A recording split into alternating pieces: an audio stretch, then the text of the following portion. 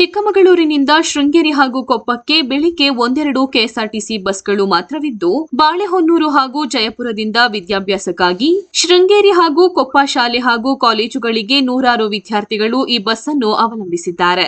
ಬಸ್ಸಿನ ಡ್ರೈವರ್ ಹಾಗೂ ಕಂಡಕ್ಟರ್ ಚಿಕ್ಕಮಗಳೂರಿನಿಂದ ಬಸ್ಸಿನಲ್ಲಿ ತರಕಾರಿ ಹಾಗೂ ಇನ್ನಿತರ ಮೂಟೆಗಳನ್ನು ತುಂಬಿಕೊಂಡು ಬಂದು ಬಸ್ಸಿನಲ್ಲಿ ಪ್ರಯಾಣಿಸುವ ವಿದ್ಯಾರ್ಥಿಗಳಿಗೆ ತೊಂದರೆಯಾಗುತ್ತಿದೆ. ಇದರ ಬಗ್ಗೆ ಸಂಬಂಧಪಟ್ಟ ಅಧಿಕಾರಿಗಳು ಹಾಗೂ ಕ್ಷೇತ್ರದ ಶಾಸಕರು ತಕ್ಷಣವೇ ಗಮನ ಹರಿಸಿ ವಿದ್ಯಾರ್ಥಿಗಳಿಗೆ ಅನುಕೂಲ ಮಾಡಿಕೊಡಬೇಕೆಂದು ಸಾಮಾಜಿಕ ಕಾರ್ಯಕರ್ತ ಜಲದುರ್ಗ ಸಂದೀಪ್ ತಿಳಿಸಿದ್ದಾರೆ.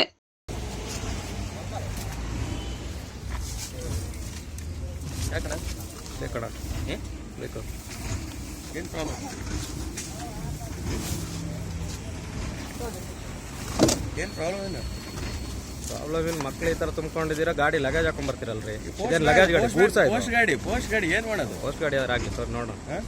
ಅಲ್ಲಿ ಕೊರಿಯರೇ ಮಾಡಿ ಕಳಿಸ್ತಾರೆ, ನಾವೇನು ಮಾಡೋಣ? ಆಯ್ತು ಅಲ್ವಾ, ನಾವು ಅವ್ರಿಗೆ ಮಾತಾಡ್ತೀವಿ. ಅಲ್ಲ, ಕೊರಿಯರ್ನರೇ ಮಾಡಿದಾಗ ಅವರಿಗೆ ಮಾತಾಡ್ತೀವಿ ಬಿಡಿ. ಆದಾಯ ಬರುತ್ತೆ ಅಂತಾರೆ, ಇದು ಮಾಡ್ತಾರೆ, ಏನು ಮಾಡೋದು? ಅದು ನೀವು ಯಾಕೆ ತಲೆ ಕೆಡಿಸ್ಕೊ, ನೀವು ಅವ್ರಿಗೆ ತಲೆ ಕೆಡಿಸ್ಕೊ. ನಿನ್ನೆ ಮೊನ್ನೆ ಒಂದು ವಿಡಿಯೋದಲ್ಲಿ ನೋಡಿ, ಬ್ಯಾಕ್ ಸೈಡ್ ಸೀಟಲ್ಲಿ ಫುಲ್ ಹಾಕಿದ್ದಾರೆ. ಯಾವ ಥರ ಒಂದೊಂದು ದಿವಸ ನಾವು ನಿಮಗೆ ಕೊರಿಯರ್ ಇದು ಮಾಡಿ ಕಳಿಸ್ತಾರೆ, ಲಗೇಜ್ ಮಾಡ್ತಾರೆ. ಸೊಸೈಡ್ ಬರ್ಬಿಟ್ಟ ಏನು ಗೊತ್ತಾ, ನಮಗೆ ಶಾಲೆ ಮಕ್ಕಳಿಗೆ ಡೈಲಿ ಕಂಪ್ಲೇಂಟ್ ಮಾಡ್ತಾನೆ ಬರ್ತಾ ಇದ್ದೀವಿ. ಅಷ್ಟೇ ಎಲ್ಲ ಕರ್ಕೊಂಡು ಹೋಗ್ತಾ ಇದೀವಿ, ಯಾರಿಗೇನು ತೊಂದರೆ ಕೊಟ್ಟಿಲ್ಲ. ಸರಿ.